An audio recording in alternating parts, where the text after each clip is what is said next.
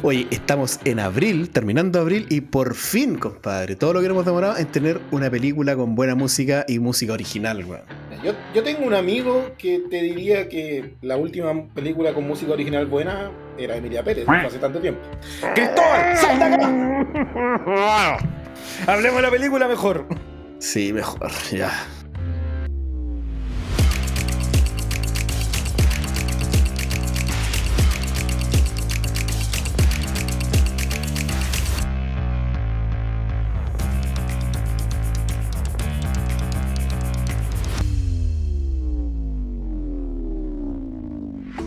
Cineclub es un podcast patrocinado por... ¡Nadie!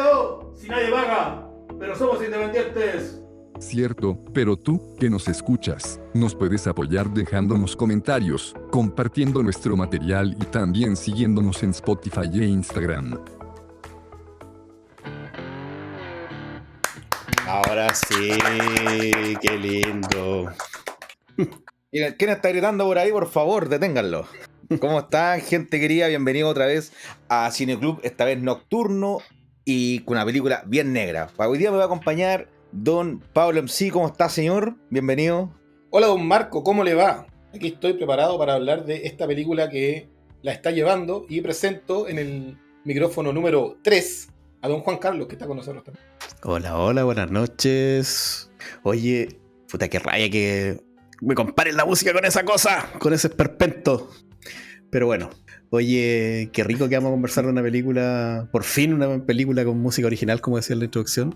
Y aprovecho de presentar hoy día una nueva aparición de nuestra querida Trace en el micrófono número 4. ¿Cómo estáis, Trace? Bien, ¿ustedes cómo están? ¿Qué tal? Bien, yo al menos bien, saliendo un resfriado. Tuve que evitar algunas grabaciones últimamente, pero ya recuperado.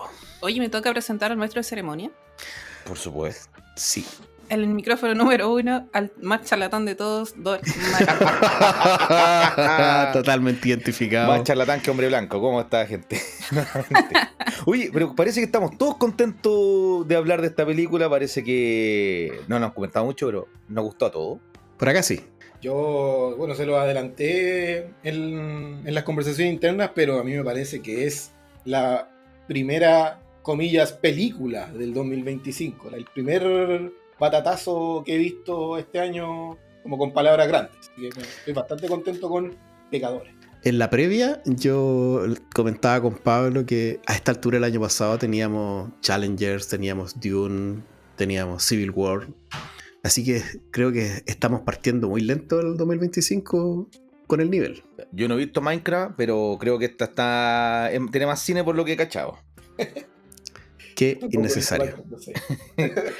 Y no tendrá Jack Black cantando, pero vaya que tiene buena música esta película. Yo creo que pudiéramos hacer un capítulo especial solamente hablando de las músicas, las canciones y todo eso. Pero hoy día vamos a tratar de abarcar de todo más. Sí, es que a mí me van a tener que amarrar porque yo creo que es de lo que más quiero hablar o de lo que más tengo tema de conversación es de música, pero cuando miro mis apuntes todos se escapan al monte, así que... Ya, pero no te preocupes, sacamos el látigo, no hay problema. Pero hagamos una pequeña presentación de la película. Póngale. Estamos hablando de Sinners, el nuevo estreno de, obviamente, el año 2025, dirigida por don Ryan Coogler. El caballero de Black Panther.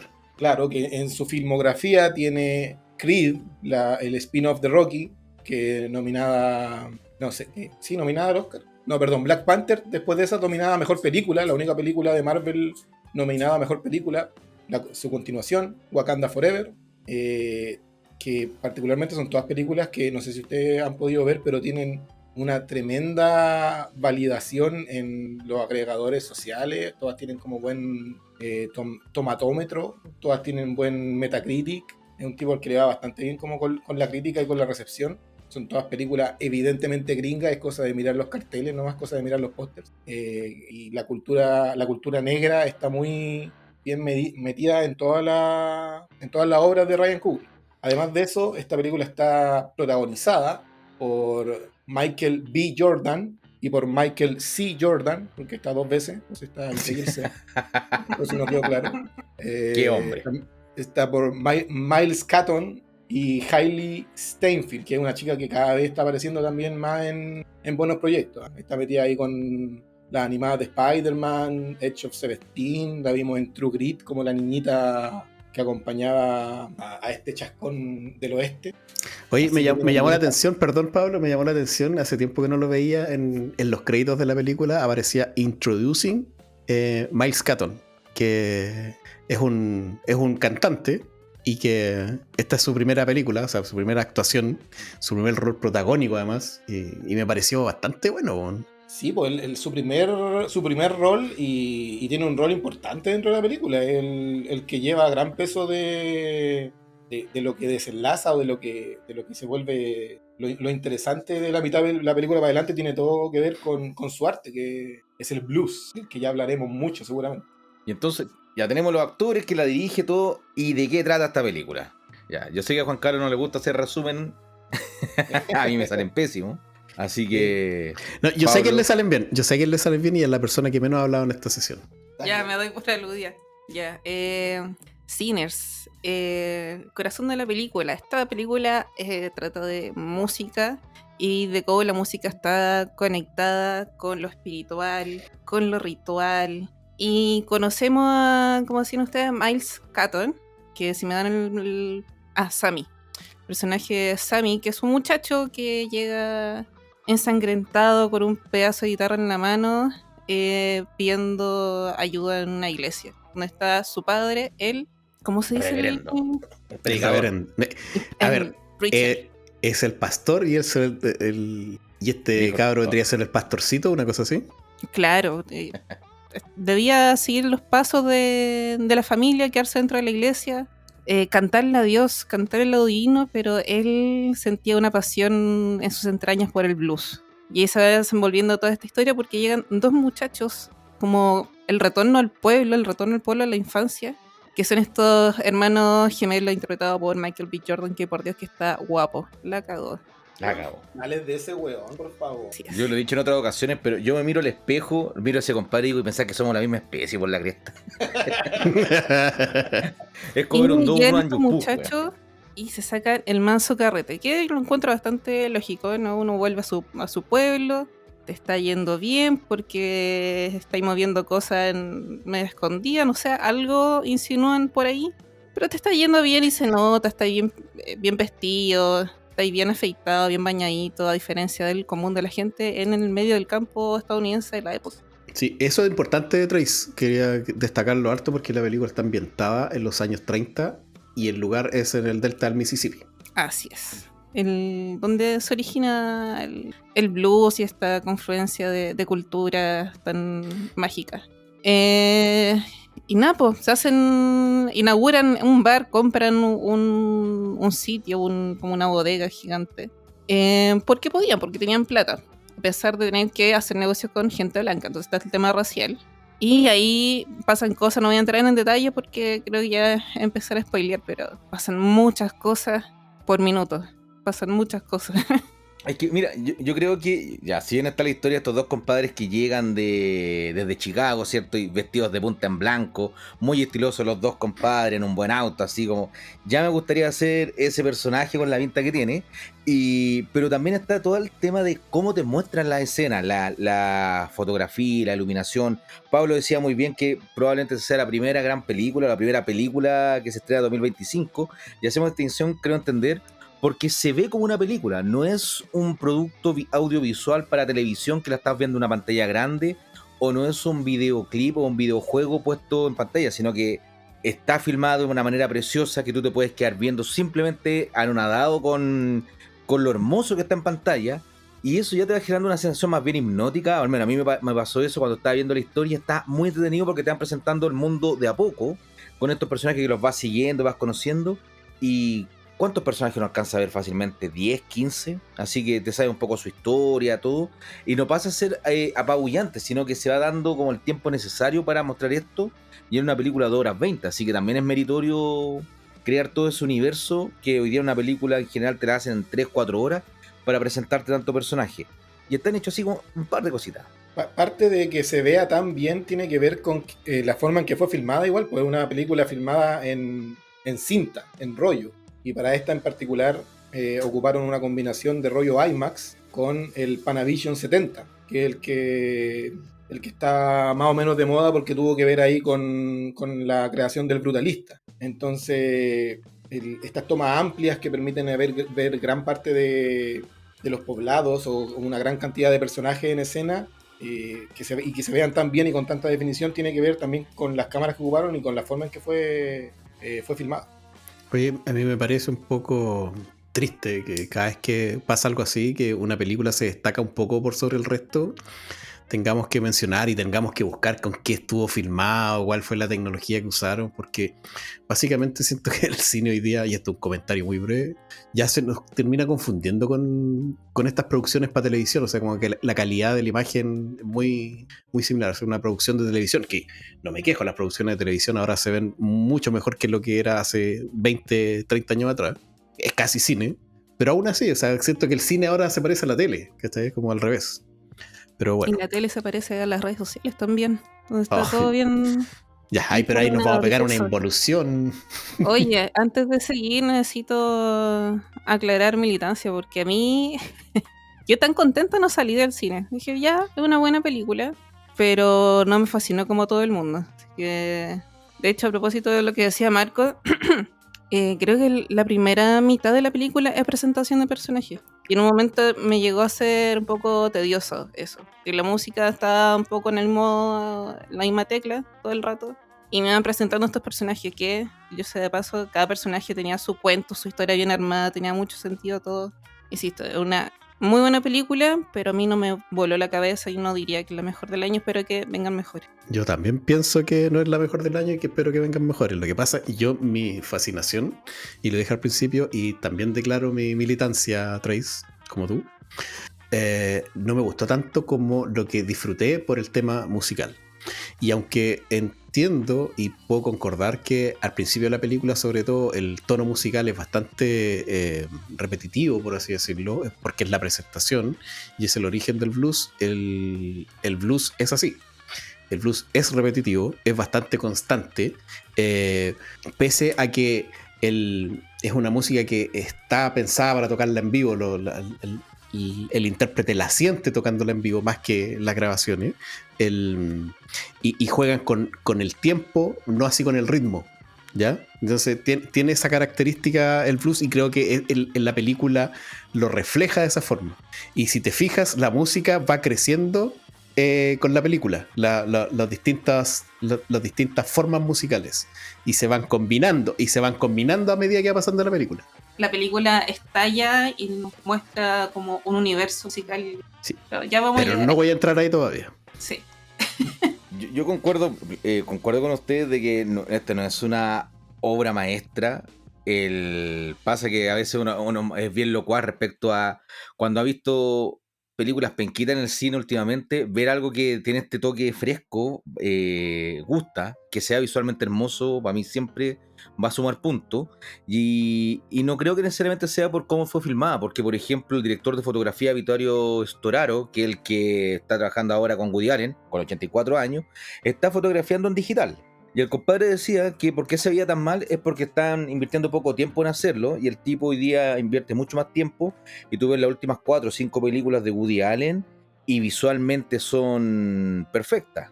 Y este compadre, por ejemplo, este director de fotografía, no sé, fue el que hizo Apocalipsis Now, Dick Tracy, que ha sido premiado por esas películas. Entonces, no necesariamente la fotografía, solamente lo que está en film, en celular y de cierto en respaldo físico, es lo que funciona. Y acá, esta película, a mí me gusta mucho lo que cuenta y sobre todo cómo lo cuenta.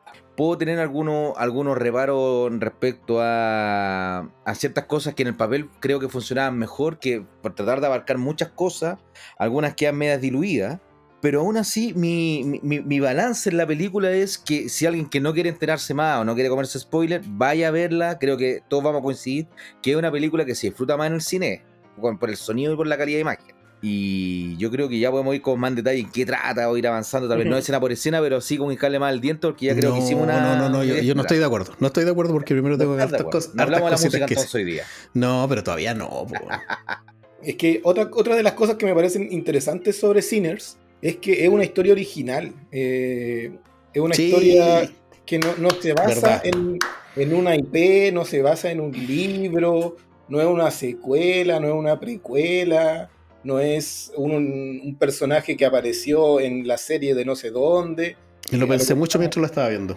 sí, porque ya lo que estamos muy mal acostumbrados ahora, que todo tiene conexiones, esta es una historia completamente original, que levantó presupuesto de grandes estudios. De hecho, en su momento hubo una puja de cierta forma por quién se la llevaba para poder realizarla, y Warner terminó quedándose con ella. Coogler la escribió en 2 meses del 2023, fue filmada en menos de un año. Empezaron las filmaciones en abril del 2024 y se estrenó ahora en abril del 2025, un plazo súper acotado de producción. A mí me parece que para que todo eso haya funcionado con una historia original y que haya resultado también como está resultando, es porque el oficio y la magia del cine está en la película. Y es algo que lamentablemente con el tiempo hemos ido perdiendo. Cada vez salen más películas que son eh, cosas como remasticadas y regurgitadas que nos llegan a las salas de cine. Esta no, yo siento que es un poco como una película como falta que se hagan más en los estudios, ¿cachai? Es de autor. Hace rato que no siento películas así, y eso es lo que creo que principalmente me gustó de verla. Y efectivamente, como dice el Marco, sí o sí es una experiencia para ver en la sala de cine. No va a ser lo mismo si la ven en la casa. Oye, y este compadre Ryan Coogler, bueno, hablamos de que dirigió Creed, que para mí es la segunda mejor película de toda la saga Rocky. Entonces ahí tienes que no necesariamente una película por venir derivado de otro puede ser malo. Black Panther, que viene de los cómics y su segunda parte, a mí la Oye, película en sí no me gusta. hay varios miembros de Cineclub que te desafiarían a subir al ring, al cuadrilátero, para debatir ese punto. Y algún día. Sobre todo, Y ese algunos va a caer más defienden temprano que tarde. Rocky 4. No, eso no es una película. No asociamos la conversación. ¡Aguante Pero- Rocky 4! Ay, yo la paso la raja viendo esa película, pero no es una película. Es un videoclip de Es la un época. videoclip ochentero. Ahora, acá sí tenemos estos dos compadres que nos van a entender que son gángsters que vienen arrancando de Chicago, no sabemos por qué. Se sospecha que probablemente tienen plata entre medio y que quieren armar su propio local con juegos de azar y mujerzuelas y para público negro. Y esta es una película profundamente negra, ya sea en el modo que trata la historia, los personajes.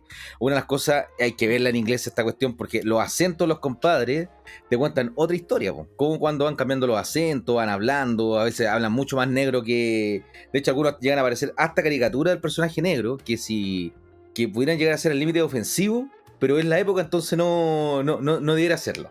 Ya, que yo quería entrar un punto en esa parte, porque cuando Trace mencionaba todo esto del inicio y cómo se cuenta la primera parte, toda la presentación de personaje, creo que es una buena presentación, es una buena ventanita a la historia de esa época, de la cultura afroamericana, cómo se desarrollaba la vida en eso, pero basado en un montón de clichés.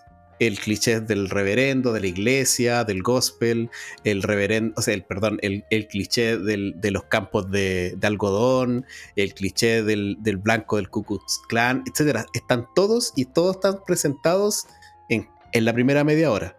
Pero está bien hecho. O sea, no estoy imponiendo la palabra cliché como algo negativo, sino que lo estoy diciendo que es así, son todos clichés, pero está tan bien armada, está tan bien estructurada la presentación de la historia y de los personajes en un principio, que a mí me parece una gran fortaleza de lo que nos están contando. Y son hartos personajes, como los mencionábamos en algún momento, y creo que todos los personajes son importantes y son muy... No recuerdo, aquí ayúdenme.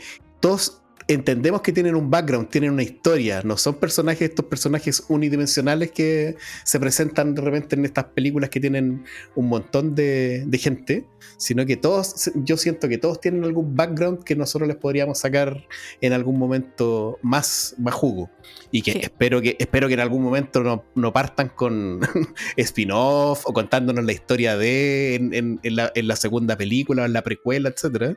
Pero bueno, esperanzas mías. Está en que estos hermanos que llegan al pueblo, que vuelven a su pueblo, no sabemos por qué, deciden comprar este lugar para hacer este bar o pub para gente negra y necesitan personal, básicamente. Necesitan personal para que esta cuestión funcione. Y van haciendo un recorrido, se dividen, entonces que tenemos poco tiempo, vamos a ir recogiendo a personajes. Y ahí te van presentando cada personaje. Y este personaje tuvo una relación amorosa con el hermano, este era amigo de la familia, y así vamos armando un cuento. Y tenemos de repente al pianista, al portero, que es un negro enorme, a la mujer que obviamente va a estar encargada de la cocina, de preparar cositas ricas para su gente, y así se va armando esta presentación de personaje y lo encontré bien orgánico. Una palabra que me carga pero que se entiende. Bien armado, bien estructurado.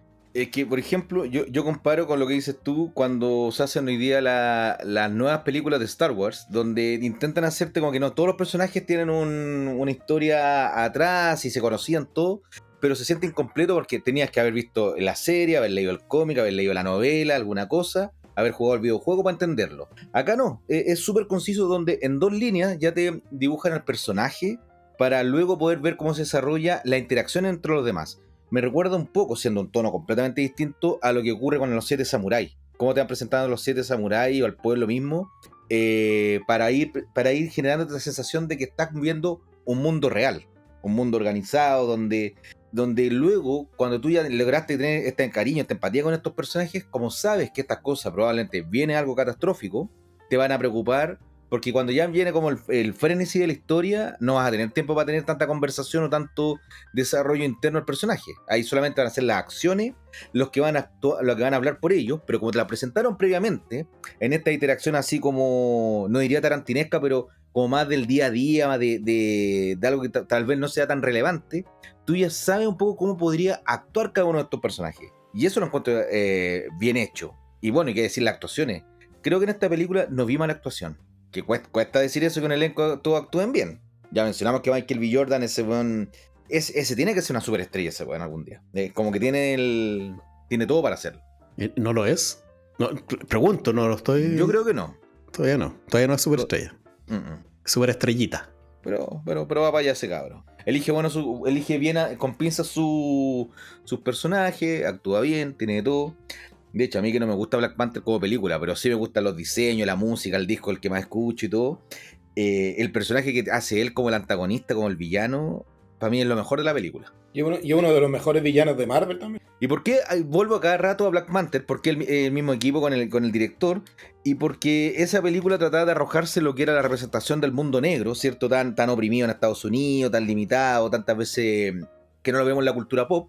Y en esta película encuentro que hace todo eso, claro, una película más para adultos, no es para una película familiar, lo hace de manera mucho más competente porque hay un autor detrás con ganas de contar una historia. Y a veces esa misma gana, esa misma hambre de querer abarcar todas las cosas, no logra que la obra sea una obra perfecta, una obra redonda, pero yo estoy muy encantado y disfruté mucho eso, a pesar de todos los ripios que uno le puede encontrar. Y no es solo el mismo equipo de director, porque un compositor de Black Panther también es Ludwig Göransson, que es el genio detrás de la música de Pecadores.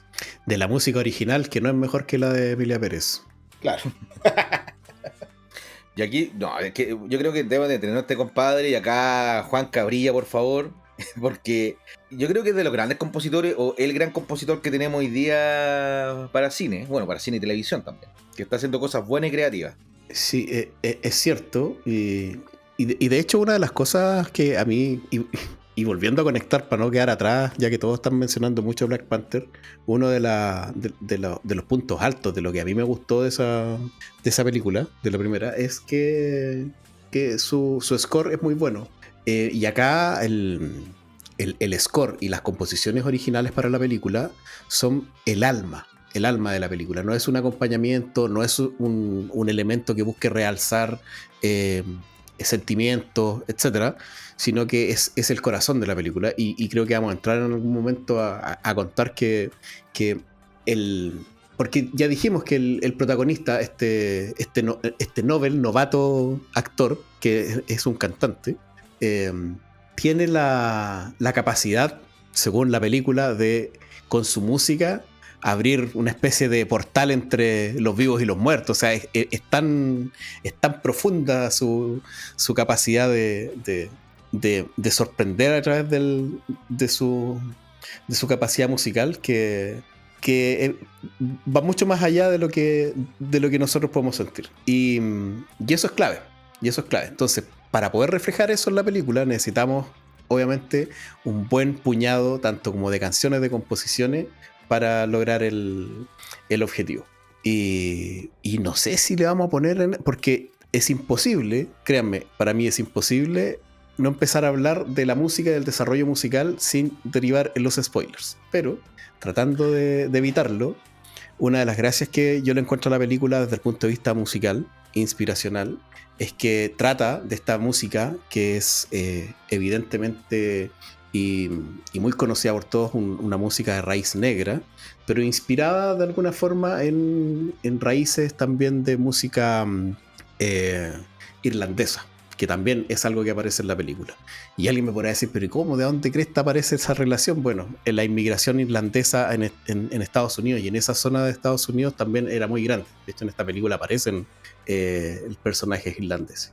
Y esta música, que es el blues, que yo les decía tiene estos componentes repetitivos y todo, también empiezan a juntarse con los mismos componentes repetitivos, con instrumentos muy similares a la música irlandesa, y se empieza a generar esta fusión, además con el gospel de la música de iglesia, el folk afroamericano que ya existía allá, y nuestro protagonista es capaz de juntar todo esto como virtuoso que es, y hacer algo que vendría a ser algo así como música celestial. Es que parte como cuento de hadas esta película, lo primero que te muestran ahí es como así muy el laberinto del fauno, de cuenta la leyenda de que hay personas que están dotados para poder tocar una música tan genial que separan, que las membranas que dividen lo que es lo humano de lo divino, del mundo de la vigilia, del mundo nocturno, de los vivos y de los muertos, se empieza a hacer membranosa y pueden traspasar de un lado para otro. Y eso nos engancha directo con lo que son los juglares, el canto, no sé, que haya leído El Señor de los Anillos, saben que el universo de la Tierra Media completa fue creado a través del canto. Para los cristianos el tema del verbo, la palabra, la vibración, lo mismo que para la gente de la India. O sea, hay muchas culturas que hablan que el sonido hace que confluyan las cosas. Y aquí te lo cuentan como una historia, y así yo la entendí yo, y fue por eso también me gustó en el devenir de esta película, incluyéndose después como esa pequeña coda al final, que es que esto es la historia de cuando el diablo caminaba por los pueblos enseñando a tocar la guitarra. No es la misma historia, pero ¿cuántos blues uno sabe del tipo que le enseñó a tocar la guitarra, a tocar el saxo? Bueno, acá en los campos chilenos también está este tema de los cruces caminos para aprender a tocar guitarra con el diablo. Perdón, te tengo que poner una pausa, Marco, ahí, porque nosotros tuvimos un capítulo, no sé si recuerdas el de... ¿cómo se llama el de...? El... Cine Club. No, pero este Late Night with the Devil, así el nombre de la película. Sí. Y que yo les conté una historia porque como esa película se trata de un pacto del diablo, yo les conté la historia de Robert Johnson, que es un guitarrista del blues del delta del Mississippi, que cuenta la leyenda que hizo un pacto con el diablo para tocar mejor guitarra, y que yo hoy día pensando en Robert Johnson hice la conexión, porque viendo entrevistas del protagonista Miles Catton, él cuenta que él no sabía tocar guitarra y como que se preparó para esta película y toca increíble. Nadie creería que él no toca guitarra de toda la vida. Entonces yo decía, bueno, este compadre que hizo un pacto con el diablo, y me acordé de Robert Johnson. Juanca, es como Token en South Park, que no sabía tocar bajo y no sabía que su padre tenía un bajo en el sótano, y como es negro, o como Carl y Lenny cuando jugaba basquetbol. Son ciertos clichés, pero hay ciertas habilidades que tal vez uno la tiene en la sangre, o que hay mayor facilidad de poder hacerlo, y eso no quita que uno pueda especializarse y mejorar con la práctica, que es lo que hacen los grandes maestros. Pero el Juan toca la raja, y creo que la primera vez que toca la guitarra cuando van en el auto y empiezan a tocar, a cantar, y el primo lo mira, el amigo lo mira y dice como ¡wow! Así como, ¿de dónde salió este cabro? Y yo creo que toda la sala también está con esa cara de vaya que canta bonito este compadre. Porque no es solo que tenga linda voz, sino que es la interpretación. Sí. Como que le pone todo el corazón, todo. Así es. Es como todo Claro. el ímpetu musical. Lo ve y le dice, vamos a hacer cualquier moneda, hermano. Le brillaban Sí. los ojitos. Sí. Oye, es verdad eso. Qué buena. Vamos a hacer moneda, hermano. Porque eso es lo que quieren los cabros, po. Y ahí a poquito nos damos dando cuenta también que, claro, tenían vino italiano a raudales, pero también tenían whisky irlandés. Sí, oye, a propósito que dijiste eso, la Trace Ujú. dijo que ella como que no sabía por qué habían vuelto, o como que no estaba claro, y para mí está clarísimo. Los tipos No, en un cuentan, principio. ellos cuentan que en el fondo se están cagando a los italianos con el vino y se están cagando a los irlandeses con la cerveza. Entonces vienen como a hacer negocios con eso que se están robando, mientras ellos pelean porque los irlandeses piensan que los italianos les están robando y los italianos piensan que son los Sí. irlandeses. Cierto, estaban cortando la cola básicamente. Claro, entonces están pescando todo lo que recortan y lo están armando su negocio aquí en su pueblo natal. En el Bayou. En la seguridad del seno de su pueblo. Y yo creo que ya es momento de hacer una cortina y hablar con spoilers. Oye, porque sí. ya hay que Ya, hablar del ¿cortamos? enemigo que se presenta, entonces ya tenemos que decir para dónde vamos. Llevamos 30 minutos sin spoiler. Quiero congratularnos a todos. Oye, y que es mucho más tiempo que lo que hizo el trailer de esta película, que tú lo veías y al tiro así, ya esta hueá es. Oh, yo no lo vi, así que me salvé. No lo vi. Sí, no, mejor no haberlo visto. Yo lo vi en el cine, así que Yo también. imposible. No podía Y evitar. el problema de eso es que es esa como información que te entregan en el tráiler es cuando llegas como 3/4 partes de la película, no sé, o estamos sobre la mitad, entonces es como que rico a veces ha sido haber entrado a ver la película como cuando fui a ver The Crepúsculo al amanecer o Sexto Sentido, sin saber el giro. Ya, entonces, Marco, Vamos para con saber, ¿me permitirías entrar a la etapa con spoilers? Yo autorizo. Entre Muchas gracias. libremente y bajo su propia voluntad, amigo mío. Te invito a entrar a los spoilers. Perfecto, muchas gracias.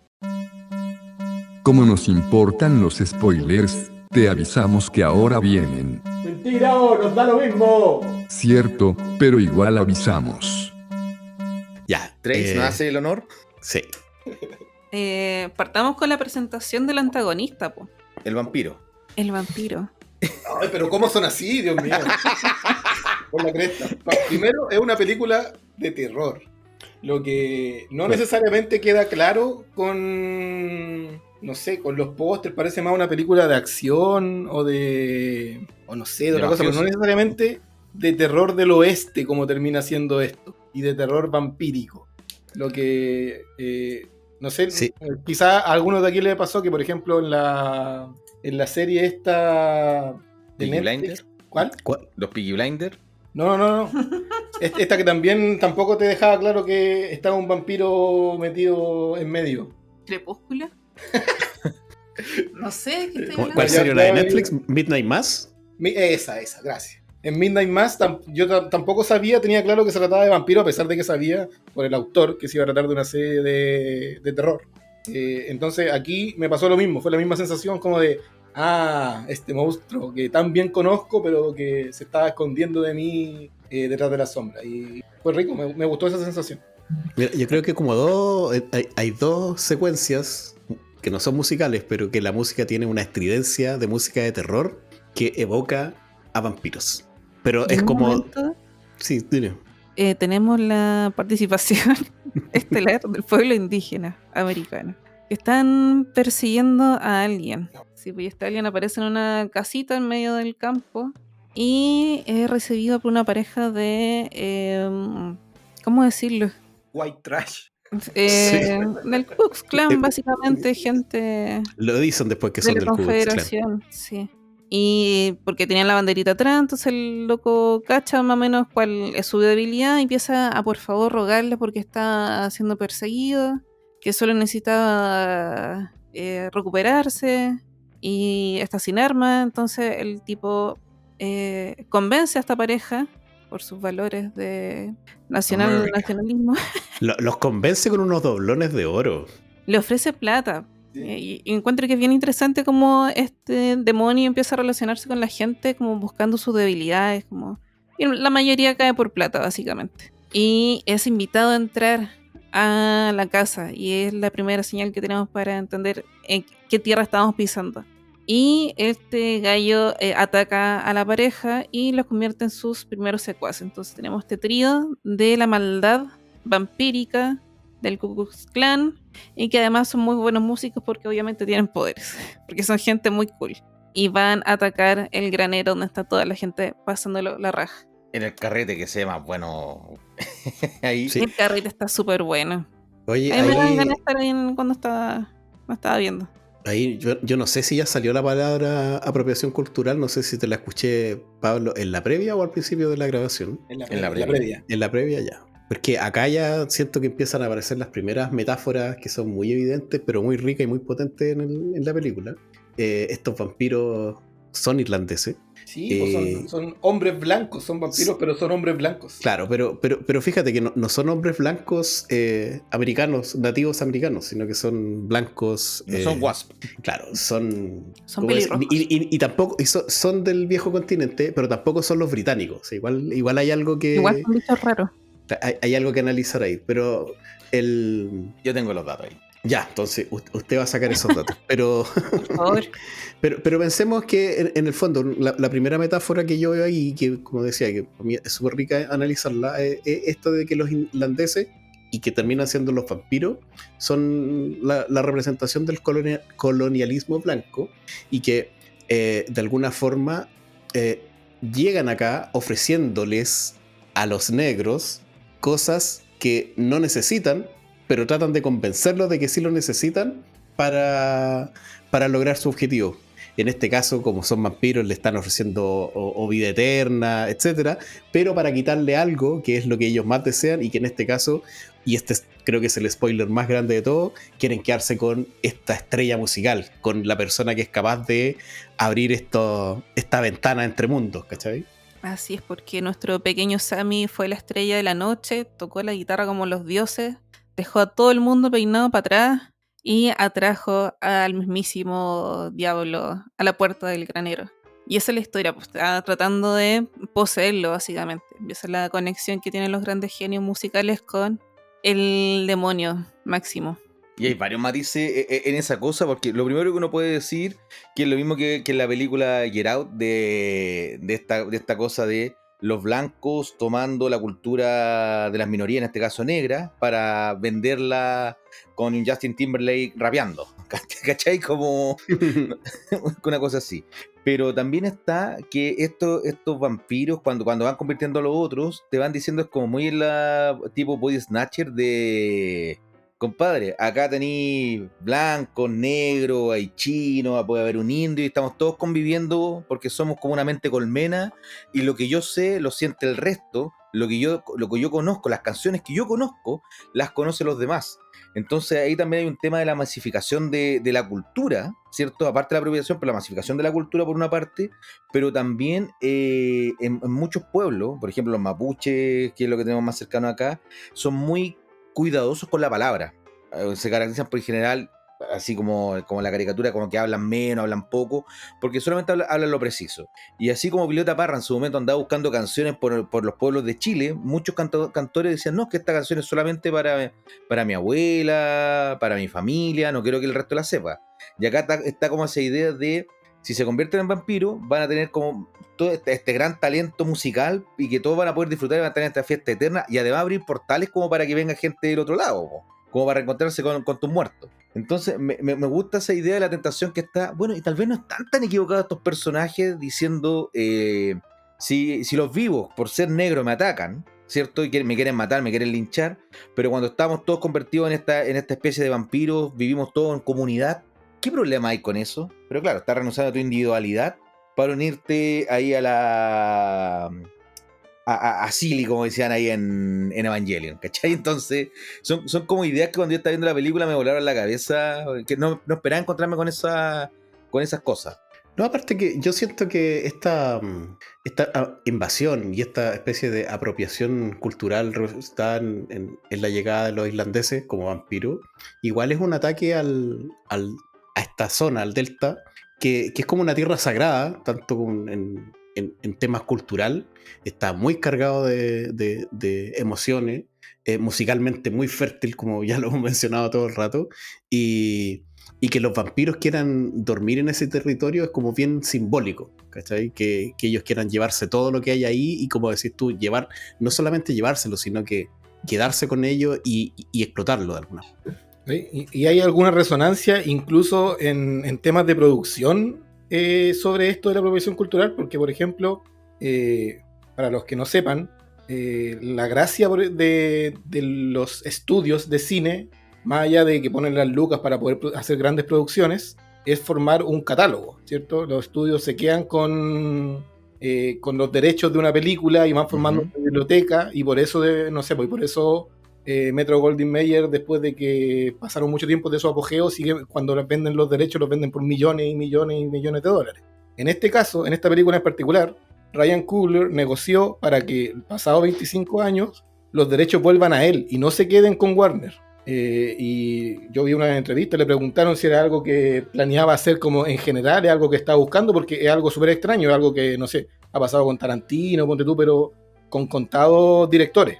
Son muy pocos los que logran tener esta negociación. Y le preguntaban a Ryan Coogler, ¿esto es algo que planeas hacer en otras películas de tu carrera, ahora que tiene cierto renombre, estás buscando? No, es algo que quiero hacer con esta película. Y para Era mí su juguete. tiene todo el tinte de, claro, de que esta es una película negra. Esta película habla, de cierta forma, claro, es de terror, pero habla sobre la apropiación cultural del blanco sobre la obra de arte negra. Así que yo quiero quedarme con los derechos de esta película, lo que me parece que es como que resuena muy bien con toda la temática cultural de la que estamos hablando. Oye, yo ahora, si me dan la oportunidad, quería entrar a toda esta parte musical y toda la influencia musical, y que yo la sentí muy cercana, sobre todo en mi experiencia, en mi descubrir música durante muchos años. Yo no soy músico, no toco ningún instrumento, yo soy una persona que le gusta escuchar música y le gusta disfrutar la música y le gusta analizar lo que está escuchando y de dónde viene, etc. Así tal como lo hacemos con el cine, a mí me gusta hacer eso con la música. Y en lo personal, les puedo contar que mi puerta de entrada a la música del Delta Blues no fue ni un vinilo, nada de mi colección, ni algo que haya encontrado por ahí, ni algo muy maravilloso, sino que simplemente fue este caballero Jack White. Ustedes lo conocerán como Jack White como tal, o por White Stripes, y que su obsesión por los orígenes de esta música, como por ejemplo un músico que se llama Son House, que debe ser de los favoritos de Jack White, a mí me voló la cabeza, que es esta música que escuchamos en esta película, que es muy cruda, son viejos grabando esta música bien tocada en vivo, que es muy rico, y me llevó a curiosear mucho, y creo que lo he disfrutado desde ese momento. Jack White es alguien que yo empecé a explorar a principios de los 2000. Es música que tiene mucho dolor, sin filtro. Tú escuchas esa música y sientes mucho dolor. No es muy metafórica la música es bien directa y es bien de protesta. Bueno, obviamente es de protesta. El negro en esa época tenía esta herramienta para poder decir las cosas, para poder expresarse frente a todas las injusticias que vivía en ese momento. Así que tiene toda esa rabia, además, toda esa carga emocional. Y lo más poderoso del soundtrack que tiene esta película es que no te exige de ninguna forma que tú seas un purista como yo, o como alguien que se cree que sabe mucho de música. Yo no me lo creo, pero trato de hacer lo que parezca. No tienes que ser historiador ni nada, pero te puedes dar cuenta al escucharlo que, oye, yo no sabría decirte qué música hoy no tiene influencia de estas raíces. O sea, cuando hay un número musical, que si quieren lo comentamos, hay un número musical intermedio donde de alguna forma se conectan todos los géneros musicales. Se conecta el hip hop, se conecta el soul, se conecta el metal, se conecta el rock, el pop, etc. Y lo hace, pero de una forma tan brillante en una canción de 5 o 6 minutos, que viejo, yo estaba a punto de pararme a aplaudir. Si estaba casi solo en el cine, si no hubiesen habido 5 personas más, me paro a aplaudir solamente por darme ese gusto. A tirar las cabritas como en Minecraft. Exactamente. Y de hecho, todo esto del Delta Blues me hace pensar, por ejemplo, en el hip hop, porque el hip hop no es el rap, no es la música nomás, sino es como toda una cultura. Y creo que el blues de este origen es lo mismo, pero amplificado por 1000. Y nos dio, yo creo que toda la música que escuchamos hoy día. Yo descubrí hace un par de años atrás una banda que se llama Kaleo, que es exactamente lo mismo que esto, pero es una banda de Islandia. Y tiene estas mismas raíces, pero estas mismas raíces las podía encontrar en una canción de Rihanna, la podía encontrar en The Weeknd, la podía encontrar en la música de Paradise Lost, una banda metal gótico, etc. Y son súper identificables, y cuando escucháis la canción del número musical que te estoy contando, que les estoy comentando, es súper, súper evidente. Oye, pero eso ¿esa es la solamente mejor escena de la película? lo pueden disfrutar viéndola en el cine. Creo que efectivamente es una película, porque esas escenas en el cine yo creo que se disfrutan mucho más. Para mí esa es la mejor escena de la película y es una de las escenas que creo que va a quedar como para hablar en los años futuros.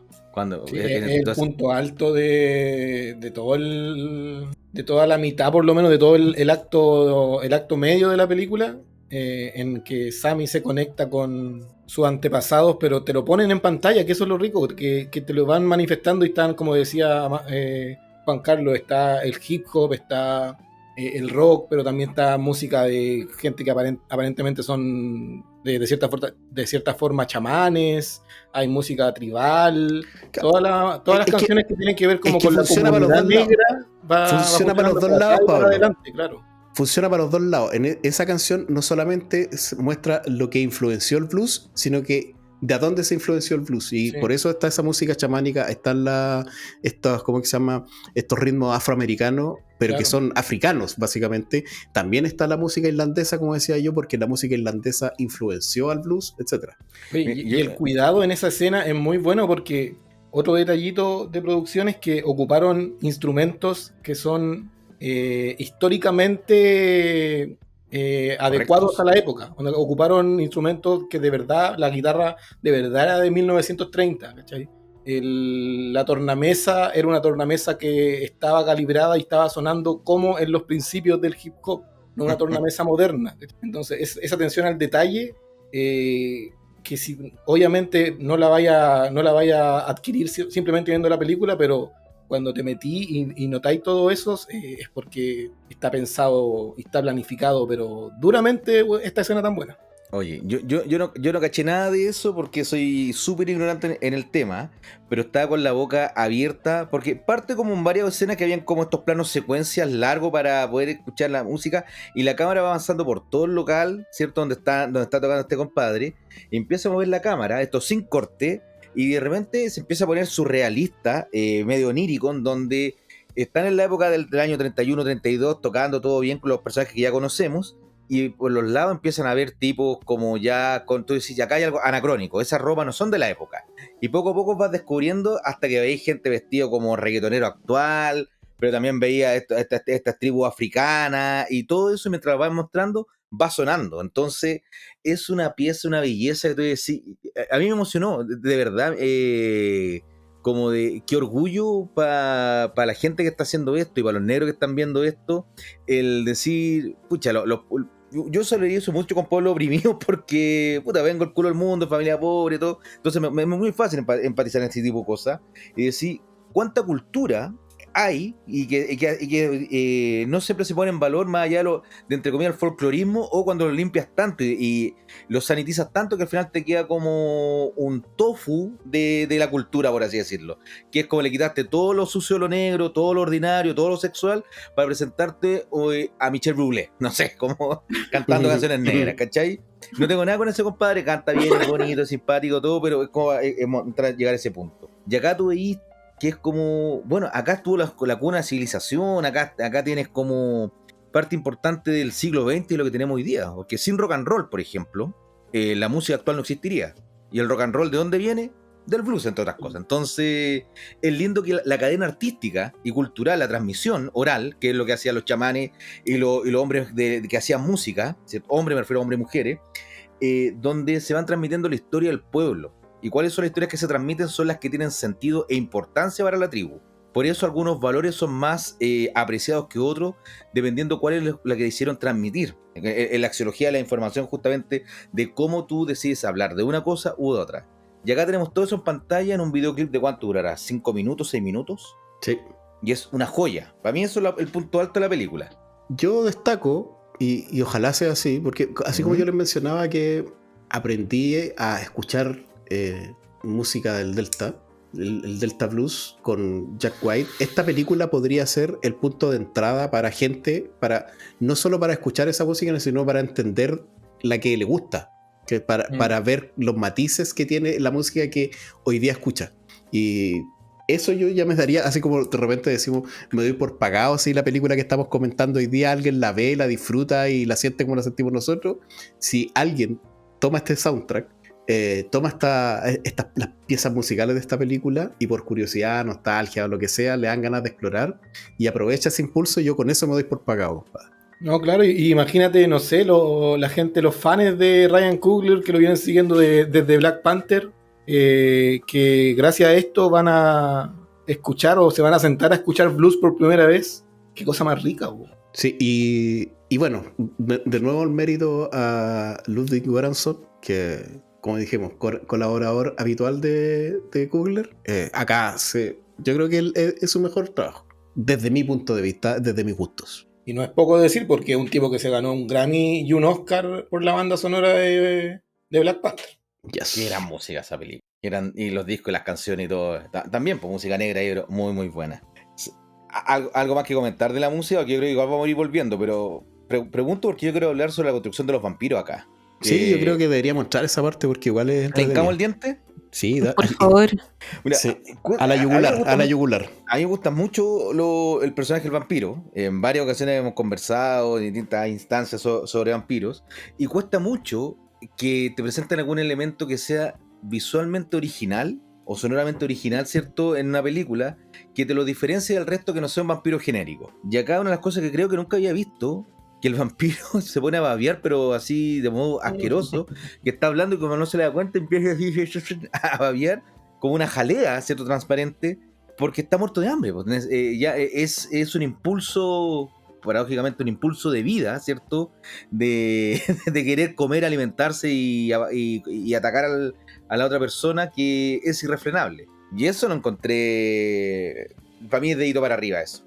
Creo que la construcción de este vampiro está bien y está incorporada de una manera que me creó un ambiente dentro de la película muy folclórico, muy de campo. Yo viajé en esos momentos por las propias historias familiares, como las historias que contaba mi abuela, que eran todas terroríficas, y era como, no, esta weá pasó en la esquina de la casa. Y eran cosas terribles y siempre todo muy vinculado a lo religioso, a los demonios y a los animales también. Era una visión bien animal de ver las cosas paranormales. Dale, Juanca.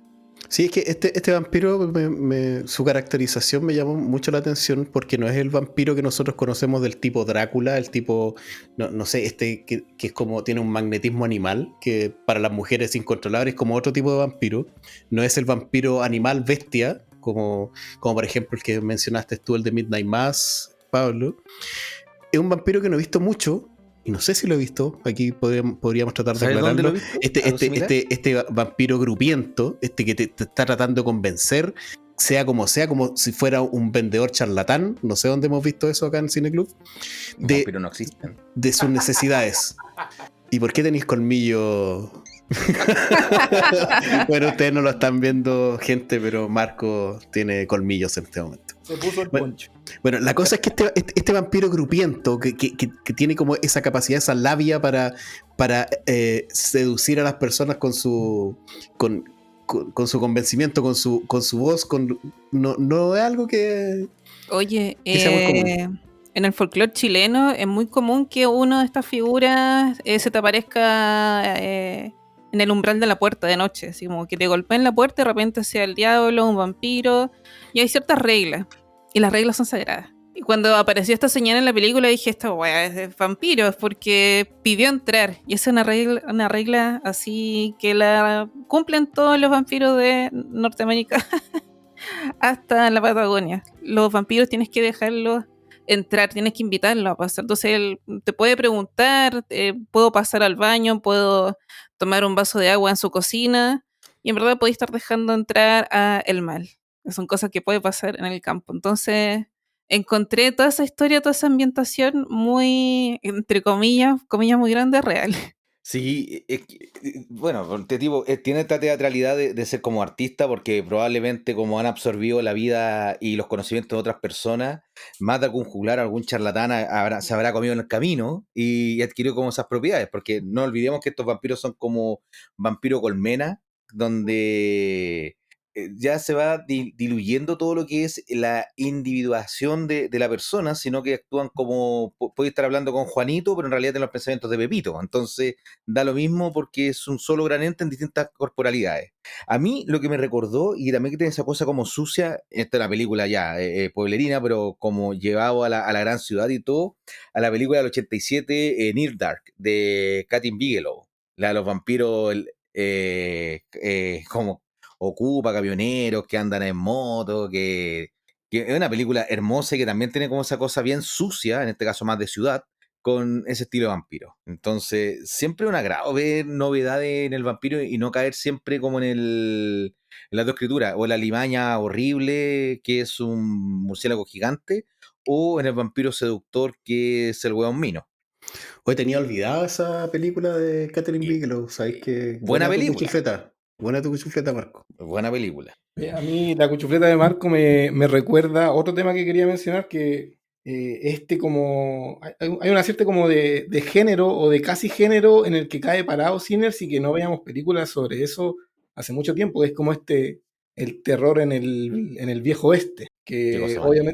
que obviamente Marco ya lo sabe porque habló de From Dusk Till Dawn, pero esta tradición la podemos trazar hasta bien atrás con películas como Near Dark o tan atrás como, no sé, como Billy the Kid versus Drácula en el 66. ¿Cachai? Yo estaba mirando así como referencias y está súper entretenido y hay muchos artistas importantes que han caído en esto. Está, no sé, pues, Clint Eastwood hizo películas así.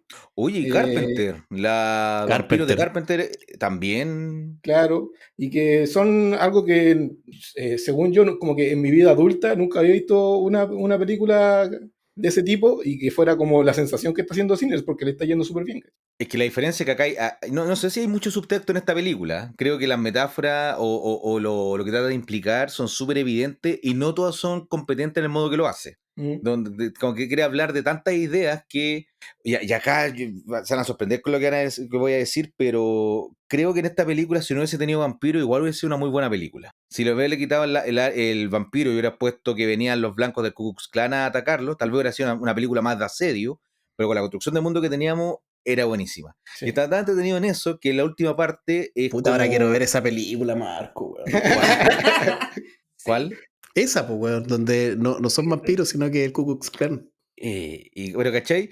Porque no sé qué es más terrorífico, si un humano como tú o como yo con inclinaciones racistas homicidas o un ser mitológico que te invita a compartir y que no tengas problemas con tu raza, tu etnia, tu religión, porque vamos a ser todos iguales y vamos a vivir en forma colectiva, compartiendo el conocimiento. Bueno, para eso está el cine, yo creo. El cine no tiene esa capacidad de entregarnos estas cuestiones más fantásticas, más mitología, más fantasía, y poder cruzarlas y dejar de lado estas cosas que son más reales para nosotros. Así que Oye, me ¿sabes qué? gusta. No puedo dejar de recomendar un cornetazo, pero que me encanta. Ya hablando del Crepúsculo Amanecer, que para mí es una obra de mis películas favoritas y para mí es Ya, una pero, obra maestra. ya, pero ¿por qué cornetazo junto con Crepúsculo al amanecer? ¿Qué pasó, Porque voy a hablar Marco? del Crepúsculo Ordénate, hombre, Amanecer ordénate.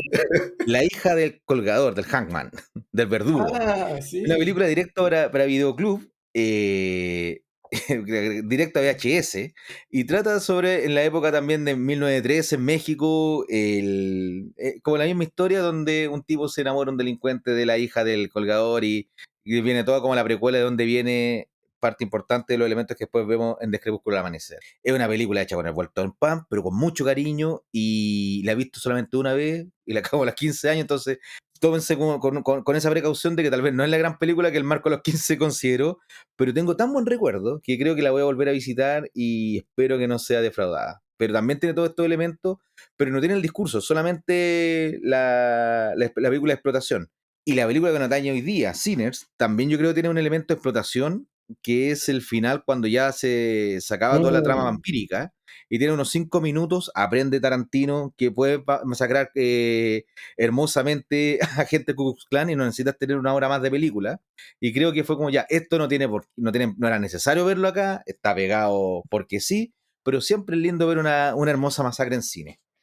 Oye, Sí, yo, ya que entraste a la etapa final de la película, voy a decir inmediatamente porque tuvimos al principio estas confesiones de qué tanto te había gustado la película. Yo dije que a mí no me había gustado tanto la película como lo que me produjo por el aspecto musical.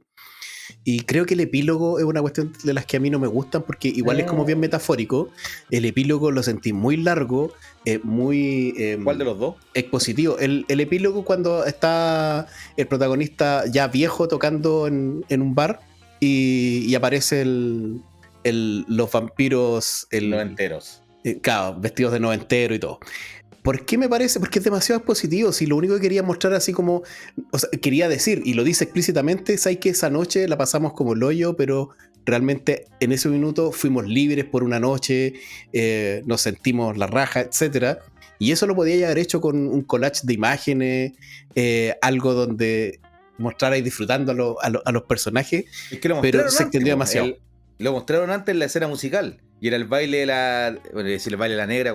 Por eso lo sentí redundante, porque de hecho en otros momentos, para expresarte algunas cosas, para que nosotros como espectadores entendiéramos lo que estaba pasando, hacían unos pequeños flashbacks de esas imágenes que duran 2 segundos para explicarte qué es lo que pasó y por qué el personaje estaba contando lo que estaba contando. Y esos recursos, que lo he haber hecho unas 4 o 5 veces, más este epílogo que yo siento que es súper expositivo, creo que redundan mucho en lo que está contando y no me fueron muy agradables. Concuerdo. Sí, ahí se vuelve, sobre todo el tema de los flashbacks, digo, pero si estás tomando atención en la película, y esta es una película adulta, no es necesario porque uno ya lo viste hace un minuto. Pero tal vez sean concesiones que tiene que hacer para el público nuevo, para que pueda entender lo que está pasando y tenga que ser redundante. Porque sí se están haciendo hoy día las películas para que la gente no pierda la atención. Oye, Trace, pregunta, a ti que te gustan todas estas cosas de historias del campo y leyenda y cosas así, ¿esperabas un mejor desarrollo de la ex esposa o la ex mina de uno de los gemelos que era como una bruja y tenía todo estas Esa capacidades? señora era mi tía. Esa señora. Pero yo esperaba un mejor Había desarrollo de cosas. ese personaje. Sí, no, ella está bien. Y encuentro que todo en realidad, todo como el folclore que hay detrás de la película está bien presentado, bien armado. Son historias que son familiares porque son como arquetípicas y se expresan en diferentes pueblos de manera distinta, pero al final son en el fondo lo mismo, tienen un mismo origen, son los mismos miedos. Son distintos pueblos interactuando a la fuerza, teniendo conflictos. Esas son cosas que pasan en cualquier parte. Entonces, es interesante el mundo que te construye, sobre todo como considerando la época. Aprovecho de mencionar como el trabajo vestuario de la película. Se nota que está hecha con cariño. Es una película bonita de ver por toda la calidad técnica que tiene. Estas ropas son hermosas.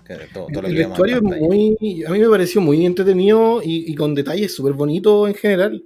De hecho, me recuerda que, bueno, como mencionamos, obviamente Michael B. Jordan aquí hace un par de gemelos, pero encuentro que está muy bien logrado como a través del vestuario te van facilitando identificarlo al principio, porque al principio los dos tipos son iguales y como que juegan con eso, pero ya al final de la película es fácil diferenciarlo, o bueno, no al final, sino que a la mitad de la película ya es fácil diferenciarlo solo por sus actitudes.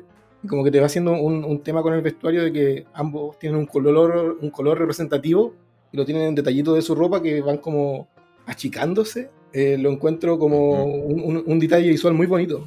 Una decisión de vestuario Sí, y de encuentro- identidad del personaje muy interesante. Yo creo que si le podemos criticar a algo a esta película es que quizá le faltó un poco de depuración y de autocontrol en el guión y en qué cosas tenías que quitar para ver qué era lo que realmente importante que querías contar para poder hacer una obra más redonda. Pero a pesar de ser una obra imperfecta, yo encuentro que es completamente disfrutable.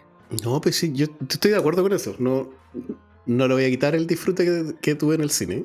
Yo cuando pongo algunos signos de exclamación, así como advertencias de cosas que a mí no me gustaron, ¿no? Creo que no le restan mérito a la película. O sea, lo que dije del epílogo, lo que voy a decir ahora, por ejemplo, que hay una blanca metida a la fuerza dentro del núcleo de los protagonistas, también no me gustó.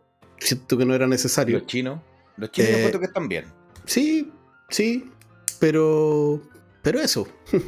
Pero son detalles, o sea, no hacen que la película sea mala. Yo siento que habían elementos que no eran necesarios, pudieron haberse evitado, como dices tú, a lo mejor el guión pudo haberse adecuado para cortar un poquito la grasa y centrarnos más en las partes más Tenían que interesantes. aplicar el método Keanu Reeves, que cobra por palabra. Entonces, la capacidad de medición ahí de los guionistas aumenta significativamente. Y ahí poder, sí, pues, quizás poder mejorar un poco. Yo les tengo una pregunta, porque entre medio de la conversación ya se nombró 2 veces a Tarantino, más o menos hemos estado hablando del tema, pero ¿a qué otras cosas le evocó la película? Porque encuentro que es bien cultura pop. Yo también me acordé de Tarantino cuando lo estaba viendo. Cuéntenme Oye, qué. Pero hay un homenaje pensaron? hermoso a La Cosa, que es cuando están haciendo el examen de sangre en La Cosa para ver quién es la limaña, ¿cierto? Quién es el ser exterior. Y puta, acá sí. es un ajo. Trágate un ajo. Ah, cierto. Y es Sí. tal cual la cuestión, po. O sea, yo la veía y me cagaba la risa cuando estaba viendo eso, que decía, qué lindo homenaje y cómo lo actualizan para que no se sienta impostado. Y yo Conmigo no sentía tenía que el el ajo. personaje de Delroy Lindo, este borracho que tocaba piano, Ujú. El negro. Delta Slim. claro, que y como que pidieron, o sea, pusieron o sea, como que presentaron todo para que él sí se convirtiera en vampiro en ese momento. Yo pensé que iba a pasar. Como que era todo lo contrario, como que nos estaban haciendo creer que iba a ser, pero no iba a ser, pero al final sí iba a ser. No sé si se entendió lo que dije. Sí. Qué tontera, güey. Es que es muy tarde ya. Pero también, cuando hablo del tema que encuentro que pueden haber sobrado los vampiros, que me gusta esa metáfora y todo lo que tenga vampiros de leva adentro, me refiero a que siento que le dieron tan poco tiempo que queda en desigual en comparación al resto de lo que estamos viendo. Y que ahí sigue muchas de las cosas son explicativas o están en el discurso. Hay algunas escenas que es como muy porque sí, ¿cómo los podemos derrotar? Oh, sí, yo que sé estas cosas cuando estaba a punto de terminar, cuento alguna cosa para poder solucionarlo. Y siento que ahí pierde un poco el tono de lo que de lo que estaba presentando la película. Y no tengo problema cuando hay quiebre de tono. La Cruz al Amanecer es una de mis películas favoritas. Pero siento que acá fue como la idea, oye, si hacemos una historia del blues, check. Y si hacemos una de vampiros, check. Hoy día John Darpille está mezclando estas cosas de historia, cultura negra, pues, hagamos algo así, ya. Y después empezó a colisionar tanto con una parte de la historia que está muy bien hecha, que la otra quedó como en desmedro. Entonces, bienvenido sea que haya un final así que tú no sepas nada, pero te lo ponen en el tráiler. Y más decía, cuando todo el mundo te dice que en esta película es como el de Crepúsculo al amanecer, pero con negros, tú decís como, ya. Al principio cuando empecé a verle dije, ya, lo más probable es que sea una serie del Ku Klux Klan. Pero ya veía en el tráiler que tenía estos tipos raros y es como, ya. Y no es problema de la película, es problema de la publicidad y de que uno como tonto se lo tiene que tragar. Oye, yo, mira, me evocó algo que no tiene nada que ver con lo que estamos conversando. Me acordé mucho en algún momento de una serie que está en Netflix que se llama The Get Down, que es una serie musical sobre el origen del hip hop cuando estaba totalmente de moda la música disco. ¿Y por qué me pareció eso? Porque, como expliqué en algún momento, me pareció fascinante cómo en esta película se muestra, y se muestra de forma muy sintética, cómo el blues, cómo nace el blues a través de todas estas influencias y todo lo que genera después. Y esa serie, que yo creo que los 3 o 4 primeros capítulos de esa serie tienen eso, evocan lo mismo, cómo nace el hip hop, de dónde viene su influencia y todo lo que trajo después como cultura. Buena recomendación. Y ahí no hay vampiros. Tienes que ser como una de las 5 personas que vio The Get Down. Sí, por eso la cancelaron. Efectivamente. Yo vi el piloto y era visualmente hermoso la cuestión. Bueno, todavía está, véanla, porque es, de verdad, sobre todo como en el aspecto histórico, es muy entretenido y es bien verídico. De hecho, aquí nos salimos totalmente de la película. En The Get Down aparecen ciertos personajes que fueron como los primeros MCs. MCs son los Master of Ceremony en las fiestas de hip hop. Y y son los que hacen las mezclas de música disco con sus tornamesas y haciendo scratch y todo eso, que lo grababan en cassettes.